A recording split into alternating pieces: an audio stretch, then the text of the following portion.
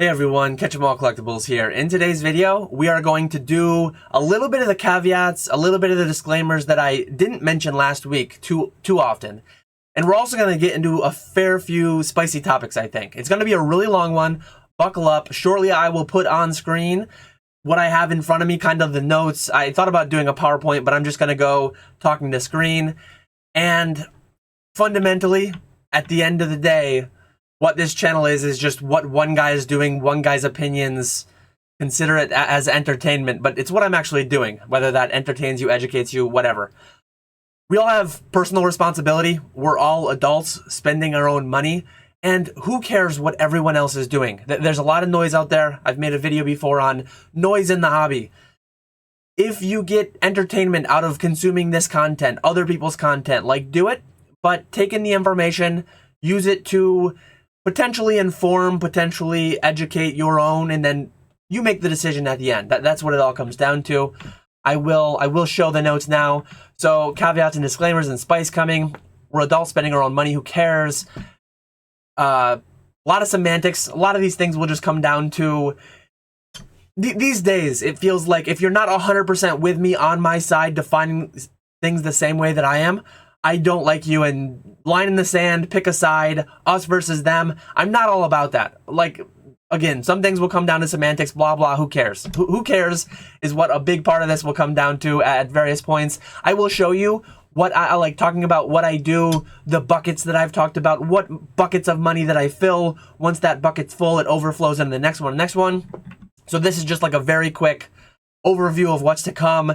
Feel free to time travel in the description below. Each one of these will have a bullet point for where to find it in the video. This will be an interesting one. You should not be doing this. You should not be investing in Pokemon. Again, one man's opinion, but I'm going to be closing the gate, telling you if you are in these situations, you should not be investing in Pokemon. Per my opinion, I would not feel comfortable investing in Pokemon. That's the more accurate way to say it. I would not be doing it. You shouldn't really be doing this, in my opinion. I would not be doing this if I were doing these things. The amount of overconfidence and undercommitment that I see in the hobby, in the industry, some of these influencers, some of these air quotes investors, whether they're investors or influencers, we can get into that. Extrapolating from the peak, so many people buying, extrapolating all these historical numbers that they have no idea what any of them mean, and they've never sold anything. All these investors who've bought so much product, and what it might happen coming back to bite them, realizing they've never sold, they have no experience knowing how to do it. Going back to my April Fool's video, knowing their motivations, showing a line go up that you weren't a part of, back testing past results. It's very easy to Monday morning quarterback. Well, that line went up the most, so you should have bought it. We will dive deeper into each one of these, but yeah, this is what's to come. I guess I don't have to read through every single one, but part of it is another big one that I'll cover is opportunity cost. To me, investing is you're trying to make money. So if you're trying to make money, you should try to make more money, make the most money possible. So opportunity cost, where else could you have put that money and potentially return more money? Risk considered in that situation. But yeah, going back, this will be the only time you see these on screen. I kind of covered the first few points already. I'm going to go into the buckets right now. So I believe this should be my buckets. This is shout out to the Reddit personal finance. I'm going to be back full screen after this one. You probably can barely read this, if at all. Maybe I can zoom in some more just to get one by one. So to me, this is loosely, maybe in a future video, I will rebuild this whole thing. This just says like personal income spending flowchart. How you should spend your money in the order, basically the most effective way to get the best bang for your buck as you spend it. Step 0. It says budget. I don't really budget. I'm at a point, thankfully, where I have excess. I just measure. I measure and I manage how much money. So I keep track of how much money goes each way. The sugar mama of the household, she makes X amount of money. I know roughly. If you ask a certain household, like, hey, how much money does your household bring in? Oh, well, we make $100,000 combined. Well, last year, where did all that go? I feel like most people could probably only get to maybe half of the money. They could tell you where 50K went, X amount was rent, X amount is car, a little bit for taxes, whatever. Most people just have so many leaks in their budget, but not budget, but so many leaks in their spending, so much mystery spending being siphoned off into nothingness. I'm very big on, if it can be measured, it can be managed. I mean, numbers are very easy to do mass balances on and track where they're going. I've always kept reasonably close tabs on, hey, we made $100,000 last year as a household. There was probably a year or two where we actually made really close to that amount. I know roughly, okay, this much was home improvements, this much was the mortgage, this much was car insurance, this much we had a vacation that year, whatever it may be. I mean, in my spreadsheet, somewhere I have probably 95% plus tracking of every year that I've been around, except for maybe the last one or two that I've kind of slipped off on that. But to me, it's like, knowing where it's all going is big. And step one, build an emergency fund. I'm one that if you're a good credit card person, very small emergency funds as far as like cash goes, I think that's very reasonable. I don't maintain a massive emergency fund. I have very high limit credit cards. Not that carrying a high interest credit card balance is a great thing to do, but it can, in an emergency, water heater goes, furnace goes, whatever it may be, it can kind of give you that 30 to 45 day interest-free period to get money from elsewhere. Having a business where I can literally just sell off a few cards, pay down whatever I need to pay down, that makes it more flexible. If you're like a W-2 and you don't really have access to something of that sort, you just need to build an emergency fund relative to the size and situation that you're in. Some people say $1,000, Dave Ramsey, all that. Some people say 1 month, 3 months, 6 months. A lot of it comes down to your risk tolerance, and a lot of it comes down to, like, personal finance is very, very personal. It's right in the name. So very, very dependent on your personal specifics, your personal situation. The step two, and what you do before you pay down high interest debt, employer-sponsored matching funds. I talk about this all the time. The company I used to work at, if you put in 1% to your 401k, they would immediately double that. They would match it. So you put in 1%, you would get 1% for free, literally doubling your money, regardless of what your investments did. Even if you were scared of if you were afraid of the stock market, afraid of bonds, you could put it in the money market fund that earns like 3% or whatever it is. And you could, you put in, say you make a 50 grand a year, you put in 1%, you're putting in $500. Well, your 500 just turned to 1,000 so you doubled your money for doing nothing, essentially. And on top of that, it would open you up to profit sharing. In the entire 10 years I was at my company, that varied between 3 and 4%. So you put in $500, they double it to 1,000, and then they add another $1,500 to $2,000 on top of it. So the reason that employer-sponsored matching funds, if you have them, not everyone has them, but if they're there, the power of them is so massive. And I didn't do it in this video. Maybe it'll happen in a future video. But there are situations where, again, let's take one Evolving Skies booster box. So let's take one case. Let's say you found the best deal out there. I doubt many people got a sealed case of Evolving Skies booster boxes. I highly doubt it. Not too many, but some people definitely did. Definitely the exception, though, more than the rule. So $500. If you worked at my former company, you could put it in pre-tax. So $500 pre-tax, immediately it just turns into $3,000 because you get the match and then you get an additional 4%. So basically you get 6% for your 1% contribution. So, and that's instant. I mean, Evolving Skies, it's taken what, 3 years to go 10x, 12x, depending on what number you're starting at. So instead of having to wait 3 years, instantly you 6x'd. And then if you were in the stock markets, I mean, certain years 10, 20, 30%, depending, certain years negative 30, negative 40%. Also, you got to take that into account. But when you're buying Evolving Skies booster boxes, booster cases, you're buying it with after-tax money. So depending on what your tax rate is, to have that $500 to buy an Evolving Skies booster case, you might have to earn $700 if your effective tax rate is something like 30%. I mean, 30% of $700 is about $200. So that would bring you down to the $500 to have after-tax money. And then we'll get into it later. But if you're paying sales tax on your investments, if you're doing things like that, you are missing the mark completely, in my opinion. And you're very far from investing efficiently. So after your employer-sponsored matching funds, the kind of thing that will enable you, even when the stock market might only go up 50%, you might effectively, at least some small portion of your money that you put in there might beat the 10x, 12x that happened in Evolving Skies. It might be the 5, 10, 20x that happened in Bitcoin. Especially because on the other end, you have to sell your Evolving Skies and you have to realize those gains. You have to pay all the gains and stuff. Your employer-sponsored matching funds, you might be able to put that into a Roth IRA. or sorry, a Roth 401k. Certain people, oh, I don't want to save money into a 401k IRA because I can't touch that till I'm 59 and a half. Some people don't know that you can actually, not that I advise it, but you can take out the contributions to your Roth IRA, Roth 401k. 401k is a little bit different if you're actually actively employed. There's so many caveats, nuances here, but generally speaking, you can remove the principal contributions that you put into a Roth 401k or IRA without any penalty before 59 and a half. If you get into the gains from that, or if you get into the contributions of traditional, then you have to pay penalties and things like that. But that's getting too many. Disclaimers will be here, but that's too many for one video. Pay down high to moderate interest. That's obvious. I've talked with so many people. I've actually done consults with some people that have actively 5-figure investment portfolios in Pokemon or inventories or whatever it may be, and they're carrying some amount of that on 30% credit cards. I mean, when you go over all the historical returns, compound annual growth rates, which we'll get into later in this video, if you want to say the S&P 500 only does 10%, but my Pokemon historically has done 20, 25, 30%, depending on what product you're looking at. Well, if you're doing 30% compound annual growth rate on a 30% credit card, you're 2 steps forward, 2 steps back. You're literally doing nothing except enriching you're basically passing along your investment gains in Pokemon to the issuer of your credit card. So, in my opinion, until you have advanced minimum into the light blue here, you should not be investing in Pokemon. I would not, again, said better. I'm not trying to tell people what to do or what not to do. You are your own person. You are an adult. Do whatever the hell you want to do. I don't care. Nobody cares. Nobody cares what I'm doing. But this is what I'm doing.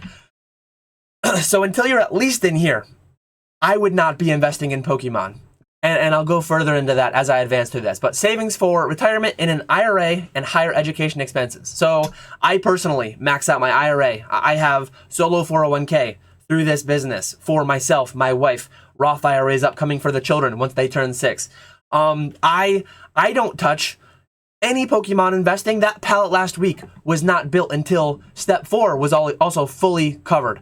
Depending on your aggressiveness, depending on your risk, is it reasonable, in my opinion, that some people would start investing before this bucket was full? Reasonable. I fill this bucket first, though. So until this bucket is filled and overflowing, and some people are Pokemon investing here, some people are Pokemon investing here. I would never even remotely consider that. Your opportunity cost is way too high. You're literally just leaving free money on the table. If you are Pokemon investing, I've seen it in Facebook groups. I've seen it on Reddit. My exhaust just went in my car. My baby needs diapers, whatever it may be. If you don't have this and you're investing in Pokemon, I don't know what we're doing. I don't know what we're doing here. So let's go on a little bit further.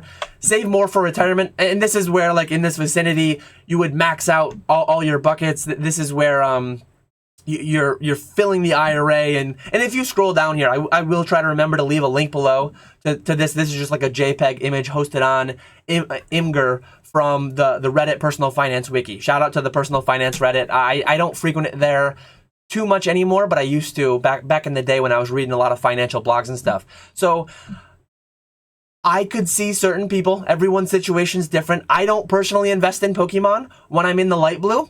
I am beyond even the blue. I'm well into the purple. So and that's the final one.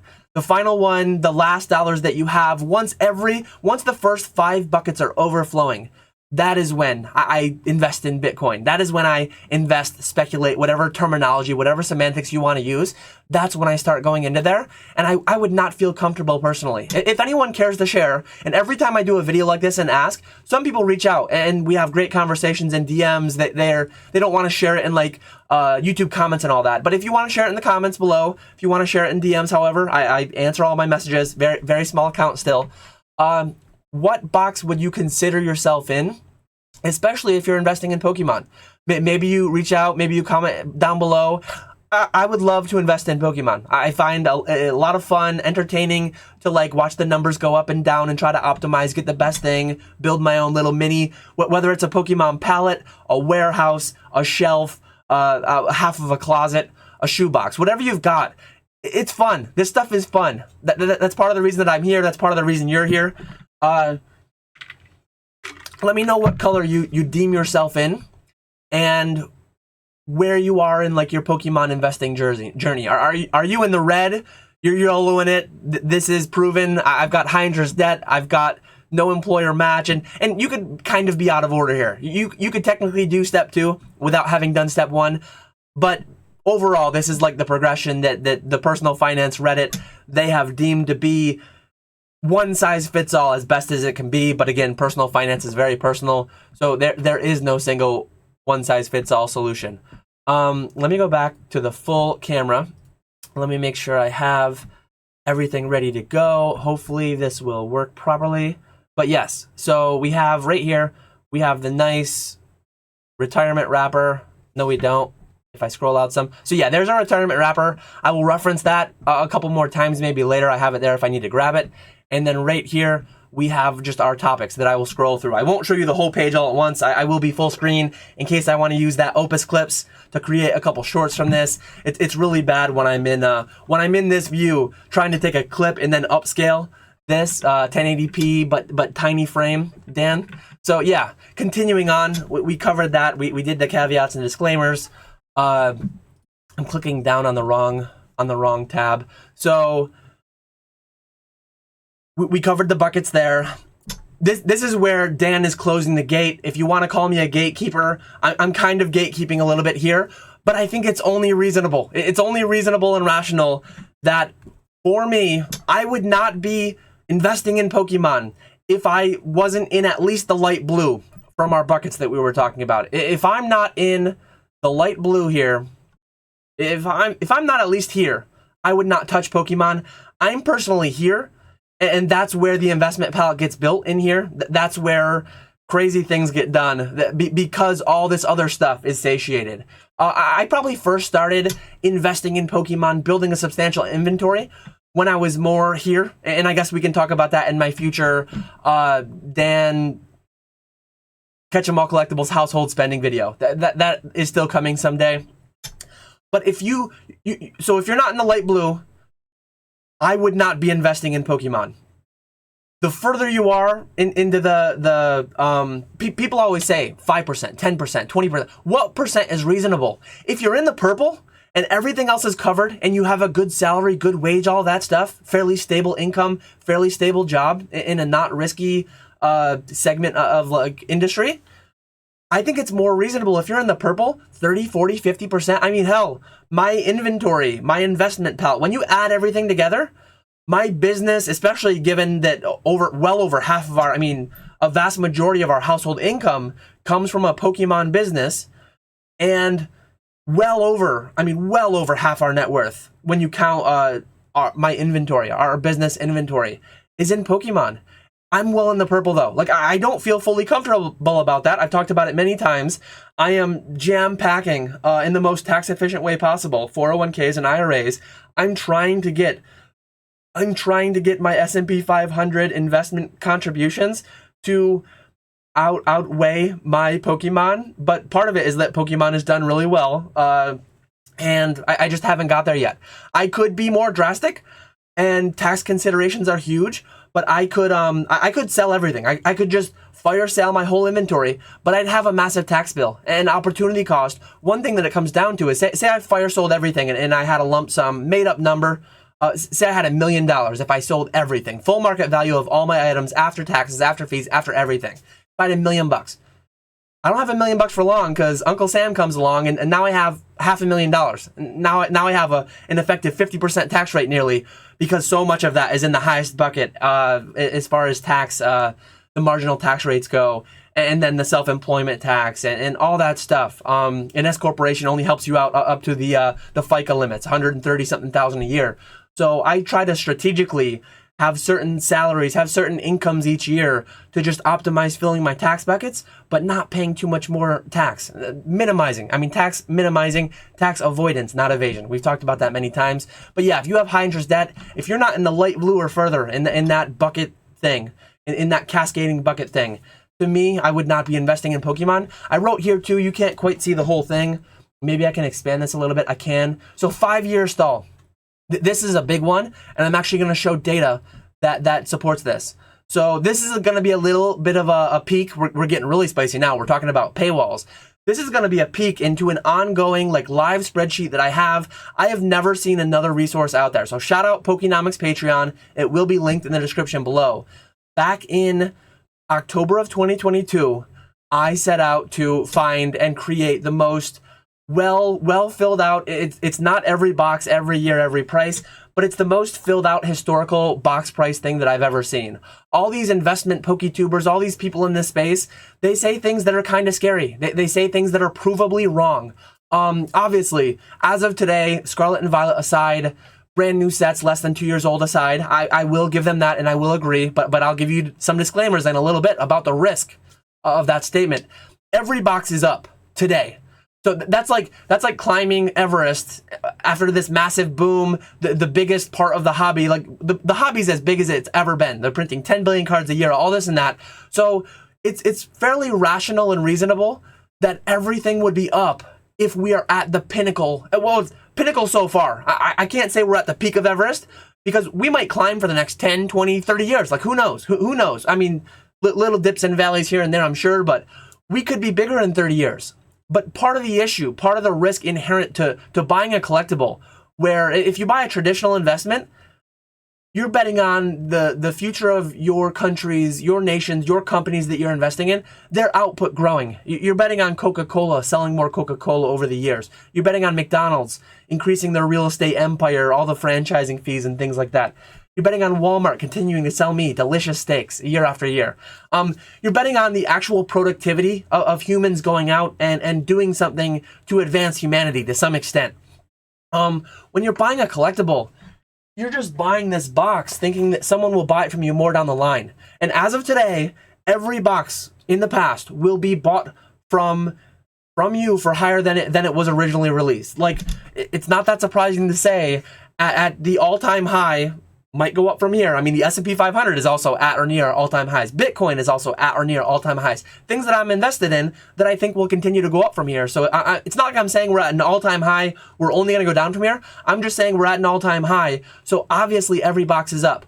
But boxes have, I've heard multiple people say, there is no box that's lost money or been down. I've heard it said about 2 years, 3 years, 5 years, all different durations. I think 10 years would actually be accurate. I'm not going to spill all the beans, spill all the sauce on this, but this is a little bit of a look. If you were in the Patreon and you wanted access to this raw sheet, it would have all the information going all the way back to 1999. Not every year is filled in. I have an hour-long video where in October of 2022, I gave my methodology using the Wayback Machine, using my own historical, this was my booster box time machine video. If I remember, I'll link that above. So the pink numbers are actually what I bought each box for, and I opened each box as a crazy, crazy collector, Dan. But yeah, over here in column AAP, relative to, basically I gave every box a starting price of like 90 bucks. You have to give them something. So, disclaimer, that's not actually accurate. Some boxes you would have had to spend more, some boxes you could have got for a lot less. But if base set unlimited was bought in 99 for 90 bucks and you sold it today for 13,750, which is about what I see it going for, that's a 40% compound annual growth rate. So this is another little bit of a rant that will go on in a little bit. I feel like this video is going to be a solid hour, but look at all these compound annual growth rates. This is the most relevant, I guess this is the most relevant thing partially that I want to show, but then there's another part that I want to show that's also quite relevant. So yeah, I mean, why are we only using, this is where the modern sealed investors say, hey, look, Dan is showing that every box has gone up 40%. I agree, like those are the actual numbers, those are actual facts, but I wasn't buying them, you weren't buying them. How many people actually realize these returns? I will have a couple more data points to show, but almost every box is up 40, 50% compound annual growth rate. Once you get down into, I mean, here we're at Heart Gold, Soul Silver, here we're in the black and white eras. Black and white eras, even like Emerging Powers, 40%. That's a $2,000 box after only X amount of years. Once you get down into, here's the XY era, you've got sets like Flashfire, 40+%. You've got some of the lower performers, Primal Clash, Roaring Skies, that had those massive reprints. Still in the 20s, though. Still in the 20s. This is what a lot of people point at. Like, even bad sets like Crimson Invasion is returning 16% per year. Yes, those are the actual numbers. But and 137% compound annual growth rate for Evolving Skies. You love to see it. Obviously, down at the bottom, we have some negative compound annual growth rates for these newest sets that are still within print. But yeah, what I'm showing there, let me go back full screen. I accidentally closed out of one tab that I need. So let me try to get that one really quickly.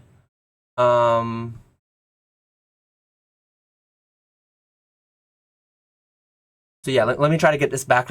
This is what I wanted to show. So I just showed you all the bullishness. I just showed you like, hey, Dan's showing us those numbers. Everything's up 40% compound annual growth rate. I like those numbers. These are the numbers that you won't like as much. Not that they're terrible still, but the 5-year thing. The main thing I wanted to push back with here, with actual data, not feelings, not whatever, not boogeymanning the future. This is just actual information. So in my opinion, when you buy a Pokemon product, if you're in the light blue, on the bucket thing that I talked about, this will probably hold true. If you're in the dark blue, if you're in the purple, this will almost certainly hold true. If there's a chance that you might have a 5-year span where you need to sell it for whatever reason, whatever it might be, if there's a chance you'll have to sell it within 5 years, historically speaking, there have been multiple periods, and I'm showing you 2 periods. I have it said right here, cherry-pick timeframes. I know part of the reason that I'm doing cherry-pick timeframes is because I'm directly countering the point that no box has gone down after 5 years. So if you find yourself, you wake up and you travel back in time and you find yourself in 2004, all those boxes you bought of Base Set Unlimited for $90 a piece, they were $40. And they were illiquid. Liquidity matters too. Liquidity is huge. Your jungle boxes that you bought, Fossil Base Set 2, $40 a piece. And look at the 3-year span from 2002 to 2004. All these boxes came out at 90. 2000, 2001, there was a period in there. Unfortunately, I couldn't find much data, but obviously a lot of these went up. I did have jungle being 237. I did have Fossil being 159. Base Set 2 being 147. But this is what happens when there's a massive boom, there's massive amounts of printing, and then popularity goes way down. There's a glut of supply, there's way too much supply, and a lot of card games die. A lot of card games die in this period. Multi-years of boxes being this low. It's great, it's amazing that Pokemon survived this. I'm hopeful, and I truly believe that Pokemon will outlive me. I think Pokemon will be a thing in the year 2100 and beyond. So that's part of why I'm doing all this. But there is a risk of this. So in my opinion, personally, I would not be socking away Pokemon investments if I was not ready to weather a storm of five years. You see with Base Set, it was actually more than 5 years. 6 years later, you wouldn't have been bailed out. And look at all these sets. Aquapolis came out 2 years later, after being $90, it was $72. This is on like Troll and Toad. This is on Hills Wholesale Gaming. These were actual timestamp data points that you could just go and buy them. These weren't even necessarily sales.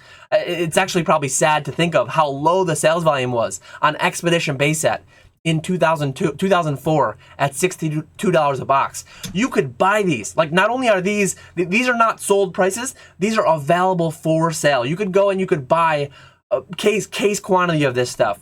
Part of the reason that this stuff has 40% compound annual growth rates is because almost nobody was buying this stuff in here. So one of the topics that I'll get to, one of the topics I talked about earlier, how silly is it to point back to all this back-tested data that no one was a part of? It's like this stuff happened 20, 25 years ago, or like none of us were doing this. I've been back into Pokemon for 10 years, and though I have been speculating in screwing around in modern product a little bit. I mean, I've had a couple cases of XY era sets since I got back in. Part of the reason I sold a lot of it, going back to our retirement wrapper, going back to our bucket thing, I was in the light blue or even slightly before. So when I saw the opportunity come to pay off my house with Evolution's booster box cases, part of the reason that I didn't diamond hand them the same way that I'm diamond handing Evolving Skies at 720 a box, similar numbers, is because I am in the purple now. Now that I'm in the purple, now I'm really going to start gambling. Now, and you might say, well, Dan, I'm going to get from the orange or the yellow to the purple a lot quicker than you did because I'm going to be a lot more risky. And maybe you will. And props to you if you do.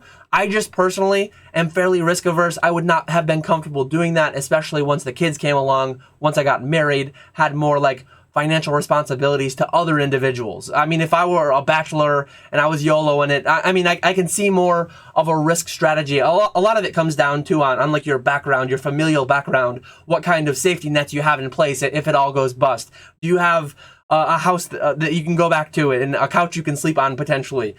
All different things, some of which I've talked about them before a little bit. I'll talk about them more in the future, I'm sure. But yeah, be aware that these things have happened. Not every box has been up. If I expanded this to 10 years, by 2009, all of these were up. Subscribe to the Patreon. I'm not going to give you all the juice here. That data is there, but you got to go behind the paywall to find it. Another time frame, 2015 to 2019. So these boxes, Primal Clash came out, Rolling Skies came out, they went up to 300, well, Rolling Skies went up to 300 bucks, the Shaman, blah, blah, blah, all that stuff. If you were around, you know. They got reprinted, 80 bucks, 88 bucks, 5 years later. So again, like a 4 or 5 year flat period. Steam Siege right here, terrible set, I know, but it still happens. It's obvious in hindsight what were the terrible sets. It's obvious in hindsight what were the best sets that you should have put all your money into.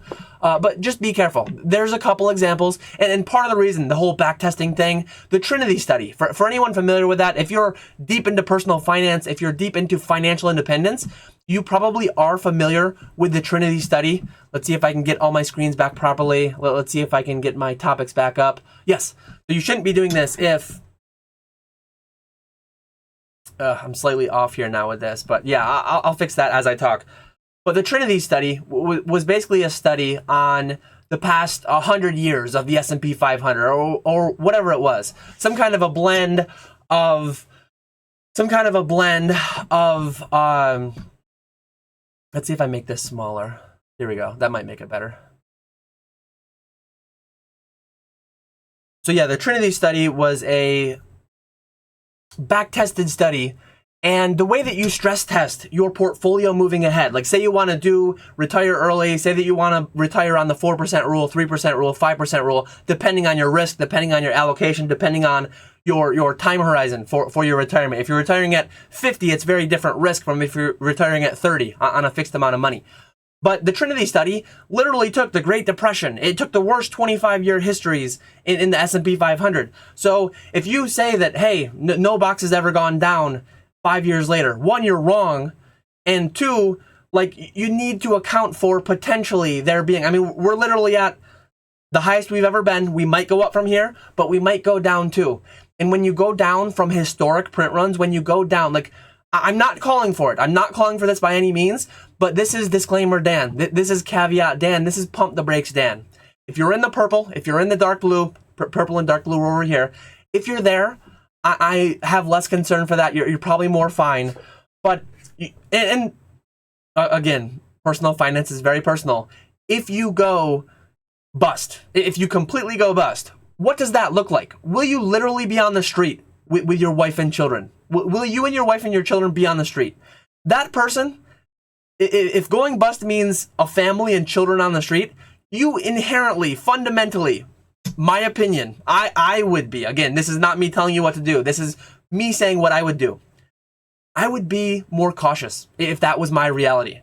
Given that my reality is having a very firm financial foundation, further than that, if everything burned down, if my insurance wouldn't pay out, if everything was gone poof overnight, I have quite financially stable, like, parents. My dad has rental houses. I could probably,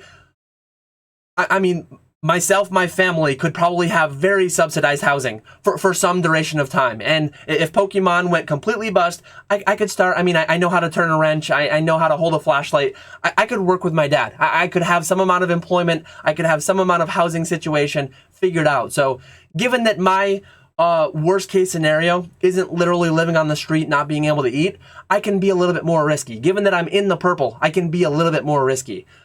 Personal finance is personal, so that's just my take on it, my thoughts. Do whatever the hell you want. These are just my thoughts, as always. Continuing on, hopefully as I click down, it will go down the perfect amount. It's not doing it, so I'll have to just kind of wing it as I go. Overconfidence and undercommitment. The amount of people that say, hey, this stuff went up by 40% compound annual growth rate. This stuff is better than the S&P 500. I made my video a couple weeks ago walking the walk on having $100,000 literally in just one area. One warehouse, one portion of my inventory area had that in it, and loose packs and boxes and like all tons of other stuff, other places too. Like I have a lot of this. I don't tell people what to do or what not to do, but I don't even talk the talk, yet I'm walking the walk more than a lot of people. So if people are shouting from the rooftops, all this, and I'm not talking about anyone in particular. I don't know anyone's, clearly, obviously, I don't know anyone's personal situation as in-depth as I do my own. So this is me potentially strawmanning a little bit. Like I'm gonna give the disclaimer that maybe I'm just building a straw man here. Maybe everyone's loaded. Everyone's over here with Dan in the purple. No one has credit card debt. No one is not taking their employer match. No one is not maxing out their 401ks and IRAs. Every Pokemon investor is fully in the purple. Maybe that's the case, but I feel, and I've actually had one-on-one discussions with some people who are in the orange, in the yellow, maybe in the red. They don't have an emergency fund. They don't have employer match being taken care of. And they're investing in Pokemon. So I know anecdotally of at least a few examples. But I also know, to me, if you're going to take the position, click the affiliate link below, buy. We're all going to get rich together. And then, like, why are you not a multimillionaire already? Where are all your products? Like, if you've known this and believed this for so long, why did you not sell your 401k? Why did you not, like, do all this crazy stuff to capitalize on the 40% compound annual growth rates? So it's like, if this is all true and you knew it all along and blah, blah, blah, where's all the results? Where's all the product behind you? Where's all the results? Where's the Lamborghinis and all that stuff? Yeah, I've been investing to some extent, but I was over here and I needed to shift into the purple more before I took the higher risks. So why I don't have a Lamborghini, anything like that? One, I would never buy one even if I had, just not a big car guy, whatever. But I sold a lot of stuff. I sold a lot of stuff too early. I sold some stuff too late too. But I sold a fair bit of stuff like too early because I was over here and I saw the opportunity to get a little bit further down that spectrum. Now, to move the needle, like when you're over here, $1,000 might move the needle to where you get that emergency fund built. $10,000 might move the needle to where you pay off that high interest credit card balance. $50,000 might move the needle to pay off the house. Now that I've progressed through all those things, now it's like, if we're not talking like multiple six figures potentially, I mean, I mentioned in my last video, I have a six-figure low, like barely six-figure crypto portfolio. In some parts of me, it's like, Dan, how have you not sold that? You're insane. But another part of me is like, you might sell that, and then maybe you could have been you could have had $1 million. Maybe it could have 10x. Maybe it will 10x in the future. Nobody knows if Bitcoin 10x's from here and goes to $600,000-$700,000. Tons of people will be talking about how obvious it was. But nobody knows. Just like with Pokemon, just like with all this. And one thing that I want to show too, I do want to scroll back up. Let me go back here and let me scroll back up. If you are considering that like 40% compound annual growth rates would replicate, and just to show you, if you believed in this stuff back in if you believed in Pokemon so thoroughly back in 1999, and you build a Poke Pallet for 50 grand, and you saw a 40% compound annual growth rate over 25 years with your base boxes, your $50,000 would have turned into a lot of money. I mean, that's what that works out to. The multiple on that is just obscene. I mean, many thousands of percent gains. Very few people actually realize those gains. But over 6 years, it's like, do you actually think that Pokemon will outpace? Do you think Pokemon will do what it's done? Comparing everything at the absolute top historically, what we've seen so far, do you think that will replicate? If that will replicate, I mean, I'm highly confident. I'm quite confident the S&P 500 won't have 40% compound annual growth rates year over year. I mean, that would be unprecedented, unheard of. But Pokemon has had it happen before. Could it happen again? I mean, if it does, I don't remotely think it will. I feel like 10, 12%, maybe 100K. But if it were to do 40%, this is what we're talking about. So I guess we'll all, like, if Pokemon does this, if my pallet is worth $400,000 in 6 years, I will see tons of people that are making those affiliate link below videos. They will all just be retired decamillionaires, tons of money, because obviously they have their money where their mouth is, right? Maybe they do, maybe they don't. But yeah, let me scroll back down. Let me get to, okay, so overconfidence, under commitment, extrapolating from the peak. Again, the 40% compound annual growth rates, it beats the S&P 500. I have talked to people, multiple people, who have six-figure portfolios, six-figure collections, whatever they want to call it, semantics, who cares? Whatever they want to call it. I've talked to people with $100,000 plus in Pokemon, and they've never sold a thing. And they have no idea how to sell. When I made that video talking about buying at 80 to 95%, I had some people reaching out to me wanting to sell like Pokeball tins. Like they went to their Costco, they bought pallets of Pokeball tins, and maybe on paper, maybe on TCG Player, they have 50 grand worth of Pokeball tins and collector chest tins and things like that. I don't buy that stuff, let alone at 95. I don't buy that stuff at 80%. I don't want to buy that stuff at 50%, a lot of it. And nobody does. You need to break that down. You need to get to the packs. I don't want to do all that work. I'll buy the packs at a higher percent, but you're going to do all that work. You're going to do all that recycling. Sorry, Earth. But you need to, if you're a serious investor in all this, you should already have an eBay account. You should already have a TCG Player account. You should be working a little bit to just figure out how it works. You should maybe go to some conventions, talk to some people, maybe make relationships with streamers. And as you're buying, as you're selling, one thing that I don't even have on my list here, but like the tax implications of all this, when I used to be a chemical engineer, I could not write off the car that I drove in to commute to my job. If you start doing business in Pokemon, you're not paying sales tax. You actually, I mean, this is different for if you are a side hustler or a full-time whatever. But if you're a side hustler, you could still write off business mileage. You can't write off like the whole vehicle. I guess you could write off the vehicle and just do the percentage that's personal versus business. This is getting too deep down the tax rabbit hole. But one great thing that you're missing out on if you're paying sales tax, one, you're getting in 10% higher than you should be, and you're hampering your gains that way. But I write off my business vehicle. I bought a $30,000 Kia Sportage in cash, fully wrote that thing off. Well, I guess depreciated across several years, however they do it. But that's a full business expense. When I used to drive back and forth to work, I had to pay for all that out of my own pocket. I am gaining massive tax efficiency by being able to buy essentially with pre-tax money, a vehicle. And just because it's a write-off doesn't mean I have a free car, but I have a subsidized car. Whatever my marginal tax rate is, I'm buying that car with pre-tax money, basically for a 20, 30, 40% discount, whatever marginal tax rate you're at. And when I go to the post office, when I go to the airport to go to a convention, all that driving is just heavily subsidized versus if I was doing a similar thing, but for like a company in a 9-to-5. Like there are a lot of opportunities in tax efficiency for small businesses that you're just missing out on if you're doing Instagram, private sales only, friends and family, Venmo. Like I get it. You're leveraging on certain things that I would not advise. But if you're doing things above board by the books, and actually selling some things here and there, you can greatly improve your returns. Again, going back to the example with Evolving Skies versus like a 401k or an IRA, especially with the employer match.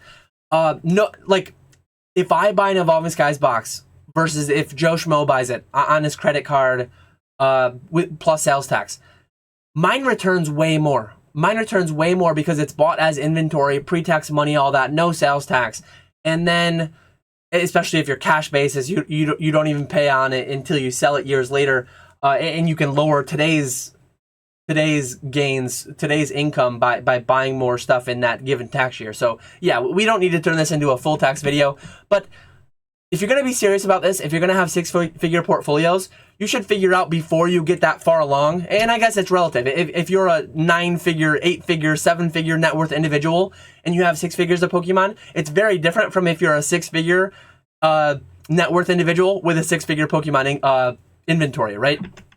So again, personal finance is personal. I'll say that a million times this video. Know their motivations. This is more the April Fool's video that I made. This is more the some amount of people, and I think this is the vast minority. I'm not gonna name any names because I genuinely don't know any names. Most people that I watch, and I try to get outside of my own little personal bubble, all my closest friends in the hobby, like I watch a ton of their content, but occasionally I go down the Pokemon investing rabbit hole. Some of these people seem like they have nothing. Like maybe they do have something. I go through their videos. They've got 5,000, 10,000, 15,000 views, whatever it may be, talking about Pokemon investing, better than the stock market, this and that. And I've never seen a product. I've never seen like, I'm buying this, I'm buying that. Just, hey, click my affiliate link below. So I was a little bit straw manning, a little bit like attacking that hypothetical person, whether or not they exist.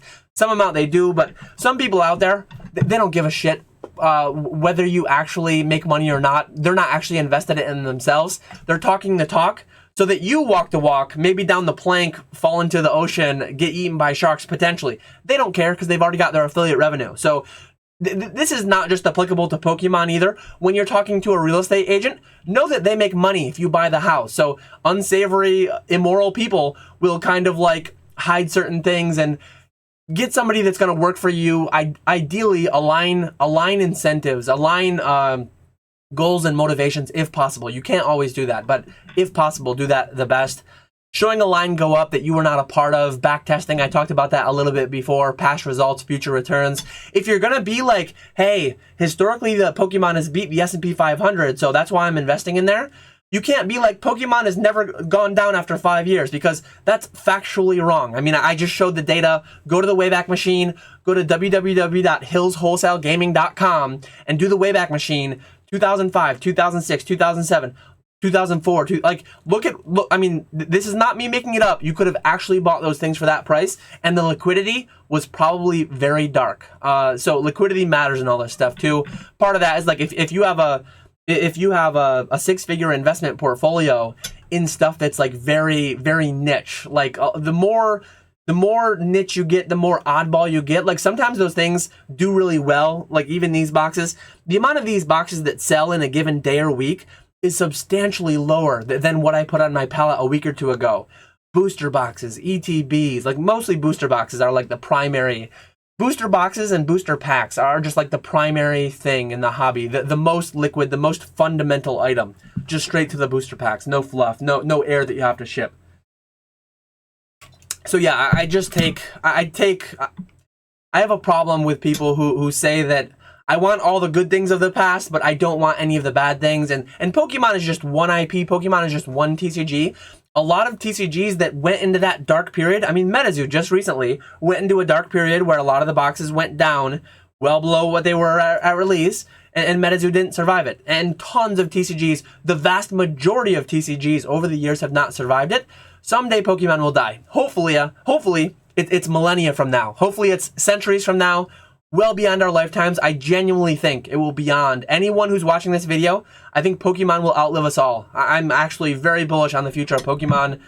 Kids more and more, like the difference between going to a Stein show and seeing everyone being 60 and older versus like going to these conventions and seeing all the kids, and my wife's having kids in her class, going to kids' birthday parties and they're Pokemon themed. Like very bullish on the future of Pokemon. So yeah, here's another one. It's very easy to project out the past on plays that nobody actioned. Again, I wasn't there putting away pallets or even cases or single boxes of Skyridge or Base Set Unlimited or these 40%. I wasn't doing it. And part of the reason that those things got the 40% compound annual growth rate is because almost nobody was doing it. How many people are doing it today? I don't know exactly. You don't know. No one knows exactly. Some people think everyone is investing. Some people think no one is investing. I'm the only one doing it. Everyone's ripping. It's somewhere in between. I think overall, if I had to put Pokemon on a spectrum for the past 25 years, I think in 2003, 2004, all the purchases were the most like collector driven, player driven. So in 2003, 2004, when it was almost dead, whoever was there, they were the most like just collector, player, just the most pure consumer driven. There was almost no like investing, speculating. Today, it's a lot more than that. It's probably the most it's ever been. But is it enough to kill it? I personally don't think so, but that risk is there. a lot of that happened the last time that there was this much, and maybe there was more then, back when Ken Golden was shilling all the things that PK did in those clips and in that video.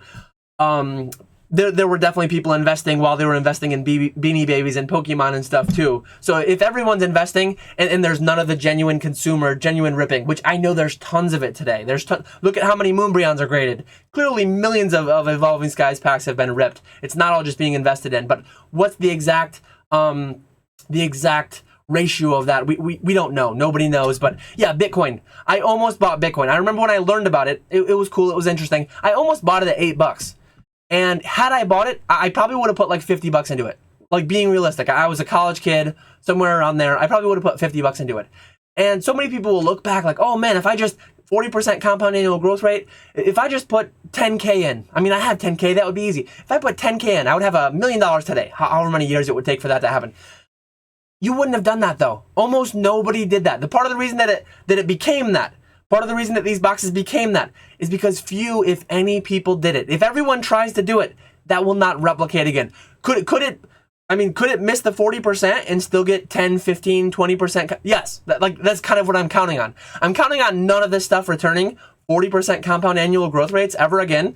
But then Evolving Skies comes along, and even though it likely won't sustain over 25 years, if it happens for a 3-year period, 4-year, 5-year, 6-year period, I mean, you can sell. You can always sell stuff if it pops, and then you can allocate it into different things, and you don't have to be completely passive. I'm doing this little experiment with the palette where I'm passive for 6 years, but ideally you're kind of like having a feel of the market as you go, getting in as cheap as possible, selling some things when stuff pops. That's what I've always done. But likely what I would have done if I bought, if I bought $50 worth of Bitcoin at $8, it subsequently went down to $2 over the next few months. Some amount of people that bought at $8, they bought with money they didn't have on credit, whatever it may be. They were stuck selling it too, so that they could eat, and they lost money and done it over with. Clearly, if I had put $50 in, say I put $50 in at 8, doubled down when it went to 2, put another 50 in, total investment for $100. I mean, that would be 50 plus. That'd be about 55 Bitcoins. I mean, just say 55 Bitcoin. Let's see. So if I had 55 Bitcoin. Just so I don't mess up my math, it's quite late right now. 55 Bitcoin at 60,000, is that 33 million? Or no, 3.3 million. I didn't know if it was 33 or 3.3 million. So $3.3 million. Again, given that I was not in the purple at the time on our nice little retirement wrapper, given that I wasn't here, I would have sold to pay off a car. I would have sold to pay off, I've never really had credit card debt, but I would have sold to fully fund my IRAs for the year. I would have sold to pay off my house somewhere in here. Most people that had that sold out too early. And again, that's part of why those returns happened, because people were actually selling. And you likely would have sold too. So don't be unrealistic. When you're doing all this back testing, when you're doing all this projecting off past results, include the bad, include the 5-year flat down periods. And don't be unreasonable. Don't be unreasonable about what you theoretically would have done, because you very likely wouldn't have. And then another thing too, like all these people in the Pokemon investing space, if numbers are all we're after, so when I showed the 40% compound annual growth rates for base set boxes, when I showed all that stuff, if that was all that mattered, let's scroll up now. Why are we not investing in Bitcoin then? So S&P 500, I have an asterisk because it does not include the dividends being reinvested, which most people do. I've always done that. So over 25 years, mind you that it brings you back to 1999, so it brings you back to that very high bubble valuation rate before the drop. The S&P 500, dividends excluded, only 5.4%. Maybe if you include them, 7.5%. Past 5 years, 11. So with them, maybe 13%. But Bitcoin, I mean, while the base set booster box was doing 22%, 40%, I don't know why I have 22% here. I think it was actually like 40. But if all we're chasing is money, Bitcoin has returned 57%, 58%. This is not me telling you to invest in Bitcoin. But if the only reason that we're picking Pokemon investing, like a lot of people just put it against, like, hey, it's beat the S&P 500, so I'm gonna invest in Pokemon. Well, Pokemon and the S&P 500 aren't the only two things in the world. Bitcoin's there, gold's there, silver's there. It's like, if you want to just do it off backtesting, this has performed the best in the past X amount of time. So Bitcoin has been 57% for 10 years. My investing horizon is the next 10 years. Bitcoin might grow 57% compound annual growth rate over the next years. Let's see what happens if it did. So 57% for 10 years. If Bitcoin were to grow 57% compound annual growth rate for 10 years, it would be worth $5 million. I don't think that's going to happen, but it theoretically could. I mean, again, nobody knows. It's very easy to say there's no chance. It's definitely going to happen. It's very easy to be one of the extremes. Likely it won't be that high. Who knows? I mean, but it will be obvious in hindsight if it did. But yeah, my whole point for this argument, my whole point for this segment is if all we're chasing is best historical returns, why are we picking Pokemon? And some of it right here is one of the first things that I had. Entertainment. Well, Bitcoin's boring, stocks are boring, and Pokemon's fun. Semantics, who cares? It's your own money. You're an adult. Like, going back to this one, who cares? I'm doing what I'm doing. You're doing what you're doing. I'm talking about what I'm doing. Maybe you have your own channel. Maybe you are too. Who cares though? Like do whatever the hell you want. I'm doing whatever the hell I want. And this is what it is. So, let's see what else. Yeah, dangers of extrapolating. I talked about that. I covered that a lot. One thing that I've gotten a little bit is like, this isn't accessible to the everyman Joe Schmo. You're talking about buying from your viewers at 80%, 90%. And exactly. That's part of my whole point. Know what you're up against, because if everyone's investing and you're investing against me and I'm investing, I mean, P-Football Pete is more of like a churn and burn, but distributors to some extent are investing. So know that there are other people out there who, if you're in the yellow, if you're in the orange, if you might have to sell to pay your light bill, if you might have to sell to eat, there are people out there well into the purple. There is Rudy. Rudy has stated openly, he has 1,000+ of most Sword and Shield era boxes. I mean, say we get a 5-year stall, a 5-year lull. I'm going to be eating, I'm going to be feeding my family over that 5 years. Rudy sure as hell is going to be. We're not going to have to sell, but if we want to keep some liquidity going, some cash flow going, if we want to, we could sell at break even. We could sell at a slight loss. But we could also just sit on it and wait for the people that need to sell. We could buy more if it's at $50 a box, and we could build our positions, and like, just know what you're up against, especially if you're paying sales tax. Rudy's out here buying these boxes for $80 a piece probably. I'm paying 90, and he's a deca millionaire. Well, I don't know if he's worth more than $10 million, well over $10 million from what I understand, just from his cardboard holdings. And then he's got restaurant background. I don't know if he owns restaurants, maybe some real estate. He talks about some of his other stuff. He's got large bond positions, but part of it is like, is that gatekeeping? Maybe, but like, know what you're up against, because you might be forced to sell, and a lot of people that have a lot of product won't be. So what's that going to do to the prices? If fewer people are buying and there's a lot of product out there sat, and like, the prices are going to drive down. All the people that are over here needing to feed themselves are going to be fighting, racing themselves to the bottom, and it could get fairly dark, like it was in 2003, 2004. Do I think it will? No, but it could. Just know that it could. And what's that catastrophic? Going back to what I said 20 minutes ago, 30 minutes ago, is the catastrophic scenario you on the street? What are the percent chances of that happening? I don't want any percent chance that I'm going to be on the street, right? Some of these too is like, yeah, considering taxes. Part of it too, and this one might feel fairly gatekeepy, but like, say your whole investment portfolio is $500, $1,000. Like, what are we actually, again, if it's for your entertainment, if you're just having fun, I'm not trying to yuck your yum. I'm not trying to tell you to not have fun. But say your stuff does 10x, 20x. Well, if your $500 turns into 1,000, 10,000, it's like, think about what you're actually going to do with it. If you're trying to build, I've heard some people, and mostly memes, I'm sure it's almost all memes, but so, like, if you're trying to build generational wealth off putting $10 a month, $50 a month into cardboard, that's probably not a realistic goal. Right down at the bottom, this is the final one. I'm going to end it shortly after an hour, probably. Define SMART goals. If your goal is, I'm going to invest in one booster box of Pokemon a month, every month forever for the next 50 years, and that's going to be my retirement, go into a spreadsheet and figure out what actual amounts of returns would have to happen to make that occur. Like, if you had done that over the past 25 years, you might have done relatively fine. You might have a full retirement there, just selling one of each box like that you bought every month. You'd have like 3 to 4 boxes of every set, I guess, if you were buying just one every month of the latest box. Back testing maybe would have worked, but Trinity study, back test for the bad ones too. And given that we only have 25 years, we don't have the breadth and the depth of what the S&P 500, the Trinity study has. We don't have all that history. And yeah, that's all of it, I think. That was a lot. That was a lot there. I estimated this was going to be an hour video, and I hit an hour. So we're going to be a little bit over by the time I wind down here. Let me know in the comments below. Did you watch this whole video? If you made it an hour, it just ticked an hour as I said that. If you made it an hour, Pokemon to the moon. Give me a rocket emoji and a moon emoji. Some amount of people might just do that as a meme. That's not that good. Give me something. Give me the astronaut one. Sometimes in my phone when I do rocket, moon, the next one that comes up is astronaut. So give me an astronaut emoji if you made it to the very end. I don't know how you did it. I don't know how I did it.